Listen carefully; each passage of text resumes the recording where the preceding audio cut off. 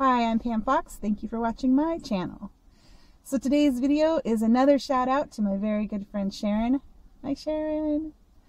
Who texted me the other day and told me that she has reduced her consumption of meat. Yay! Good job, Sharon. I'm proud of you. And I'm excited for what's ahead for you. But you did state that you are concerned about how you were going to get in enough protein. And I've kind of put off making a video about how I get my protein just because there are so many other vegans on YouTube that have done that video. And so it's not really anything unique, but it's actually kind of a rite of passage for those of us vegan YouTubers. So here is my how do you get your protein. Actually, I'm entitling it, I forget what I'm entitling it. Why you don't need to worry about protein. Here's why you don't need to worry about protein. I'm going to talk about 4 different things. Why you don't even need to worry about it. The first thing is we've been programmed our whole life, from doctors to government, to teachers to parents, TV. We've been told, make sure you eat your protein, get in enough protein, especially in the last 20 years with the popularity of high protein diets. There's just a lot of bad information telling us we need protein, we need protein, we need protein. And it's just not true, and you don't have to take my word for it. You can do a little research and find out for yourself that we're being told that we need way more protein than we actually need. Yes, protein are the building blocks of life, but do we really need as much as they say that we need? Which brings me to the second reason you don't even need to worry about protein. And that is that the World Health Organization actually tells us that we only need 5% of our daily caloric intake to come from protein. Only 5%. So on a plant-based diet, you get anywhere from 5 to 20% of protein from your diet just from plants. And you can figure out exactly how much protein you need based on your body weight. The calculation is you need 0.8 grams of protein per kilogram of body weight.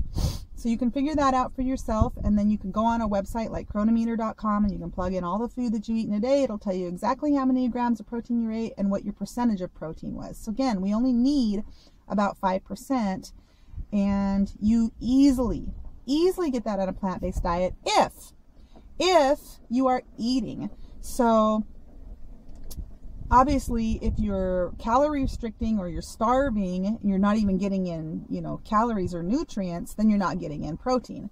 So if you're eating an abundance of food and a variety of foods, plant-based, you're not going to have any problems with your proteins. You can forget about it. It's no worry. It's not. Which brings me to the third reason you don't need to worry about protein, and that is essential amino acids. All the essential amino acids that we need in our foods are in plants. They're in the plants. Who knew?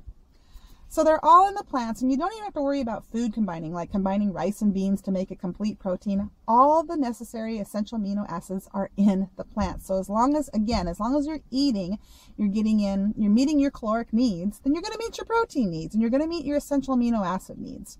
It's pretty easy, and it's pretty awesome. It's pretty amazing, actually. Which brings me to the fourth reason you don't need to worry about protein, and that is that there is actually, when you think about, okay, so you think you need to make sure you're getting enough protein. Well, why is that? Because you don't want to be deficient in protein. Well, it's actually, the truth is, who knew, once again, that protein deficiency is unheard of in this country. We only see protein deficiency like in third world countries where people are starving or they're getting very restricted calories, again, because they're not getting in enough food, period. So they have a lot of deficiencies, including protein deficiency. And I actually had to look up the technical name for protein deficiency. It's one that you've never even heard. And I had to look it up, and I couldn't even find it. I tried for like 3 minutes before I started this video. I couldn't even find it, and I can't even remember what it is. It's got a funny name, like quasi something or other. So it's very, very, very rare, and it just doesn't even happen in this country. So those are the 4 reasons why you don't even have to worry about protein. So yay, you don't have to worry about protein. And I just wanted to mention something that, where did I see it? I saw it on Dr. Michael Greger's website, I think. He was talking about how the meat and dairy and egg industry, when they want to advertise their products, if they want to dip into the money, the millions of dollars, the egg industry alone, I believe, sets aside $10 million a year for advertising. So if a company wants to dip into that money for their advertising, they have to submit an ad to the USDA for approval first. If they use a word like safe, it gets rejected because it's a lie. Eggs aren't safe. If they use a word like healthy, it gets rejected because eggs aren't healthy. If they use a word like nutritious, rejected. Use in weight loss, rejected because eggs are high in saturated fat and cholesterol. So it's very interesting. I was just walking by somebody's room today and I could hear a chicken advertisement on the TV, and it was using words like satisfying, and you know, they have to get very clever. If they want to say, you know, the incredible edible egg, that's okay. That's not a lie. If they want to say the food is satisfying, that's okay. If they want to say it's fresh, that's okay. They have to be very clever. And if you start listening to the meat ads, you'll see exactly what I mean.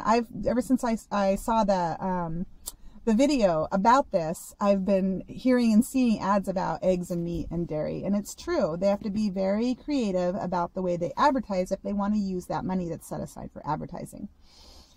So I think that's it, except to say that I'm really excited for you and I'm really proud of you, and I just can't wait to hear more about your journey and how things are going within your body and energy and that kind of stuff. And I'm here again to tell you that you can do it. It's not that hard. You've just got to educate yourself and learn how to cook, relearn how to cook, and be prepared all the time, and just make sure you're eating and learn how to enjoy plant foods. It took me a couple of months to really, for my palate to change to where I really started to enjoy plant foods, but I did it, and now, oh my gosh, I have such an amazing relationship with food, and I didn't even realize that I had a bad relationship with food before. I had no idea. Now I look forward to food because I know it's nourishing and it's healing and it's maintaining my weight, my lower weight, and I just feel so amazing and I have energy. And so I look forward to my food for those reasons, besides the fact that the food is delicious. And I look forward to the deliciousness of my food for different reasons too. I look forward to the fact that I get to eat without guilt, and the fact that I get to eat till satiation, and the fact that I can just taste the flavors of the food in a way that I didn't used to. Now if I eat something salty, oh my gosh, it just tastes so salty, whereas before I had to just almost add salt to every bite. So my palate has really made a transition, and I'm excited about that as well. So I do wish you luck, and keep in touch, and until next time, well, that's not what I say. All right. Take care.